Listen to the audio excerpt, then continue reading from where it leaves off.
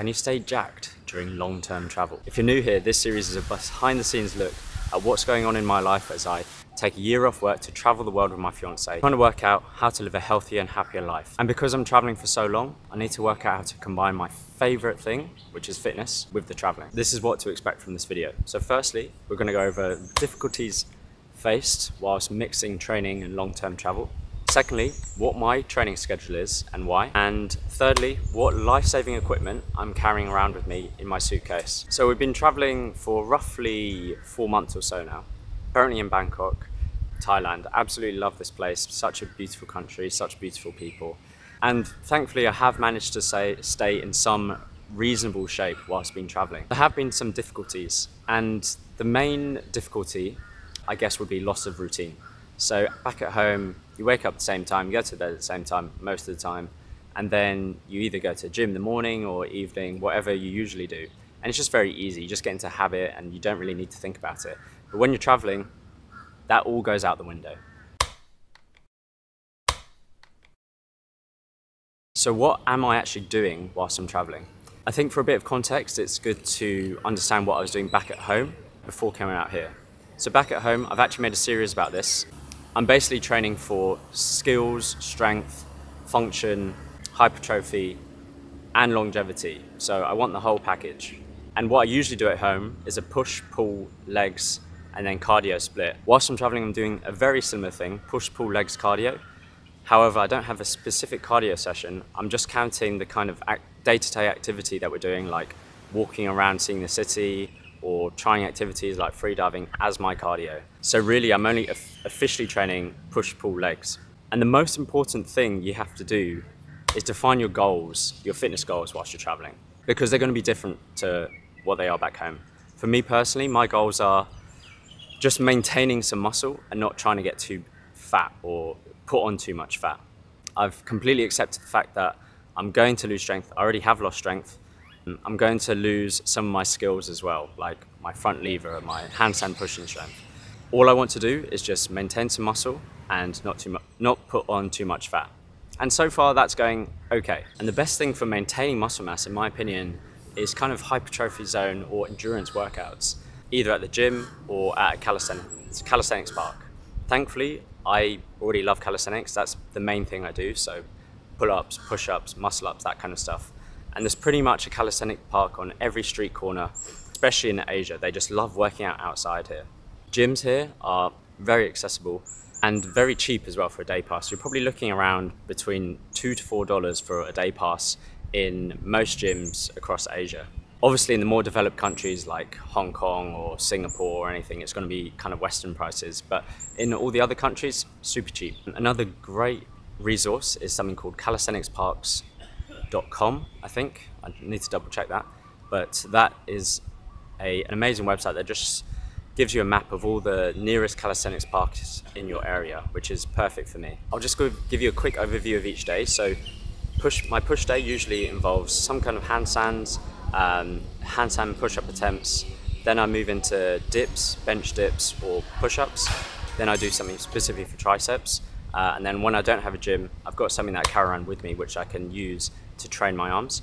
For my pull day, I'm basically just doing pull-ups. I've kind of left behind all my skills work like front lever.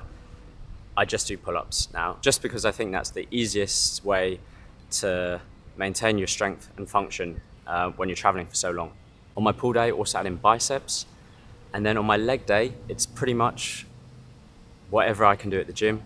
And I just do the compound lifts, which is squats and deadlifts, and then a little bit of a machine workout to burn out my legs at the end.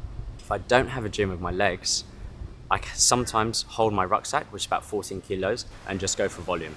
Just lots of reps, kind of endurance training. And then the reason I don't do cardio is because I just feel like I'm constantly doing low-level activity, whether that's hiking all day or walking around the city all day, or carrying my heavy rucksack on my back, which has all my stuff.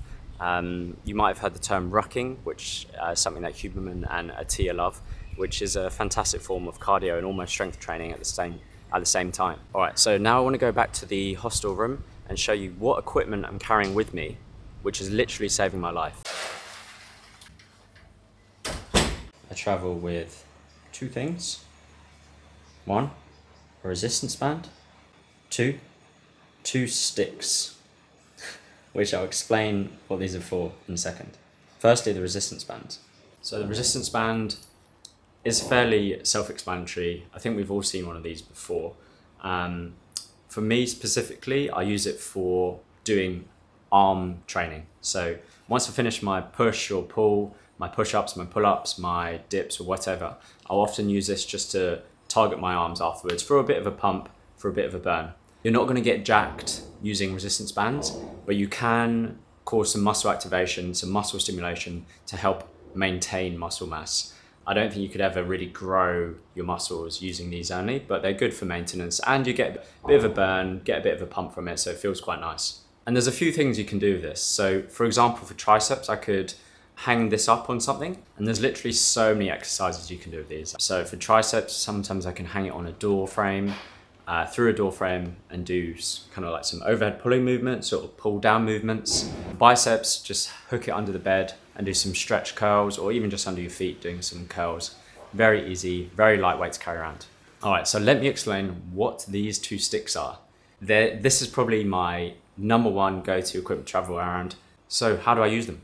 Have these little holder things that slide in. So I have two portable parallettes. Now they're super lightweight, super easy to carry, fold down into nothing. And I just got them off Amazon, I think for maybe $50 or something. I'll try and find the link and post it in the description below if you're interested. I'm not sponsored by them, or I have no affiliation with them, but I freaking love these for traveling. They're great. And I mostly use them for handstand push-up work, just normal push-ups. Sometimes I get creative, and in fact, in one place I've put them on top of a door frame, and I was doing pull-ups using them as a handle. So doing pull-ups in my room, just putting them on the door frame. Sometimes I use it for bench dips, for example, so putting them behind me, doing dips.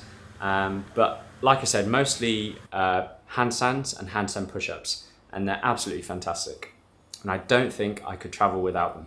I hope that answered the question, can you stay jacked whilst traveling? The answer is you can kind of maintain it, but expect to lose some strength, expect to lose some skills, but hopefully you can maintain some muscle mass and not put on too much fat. That's the end of Behind the Scenes Week 5. Keep training, keep living. Peace.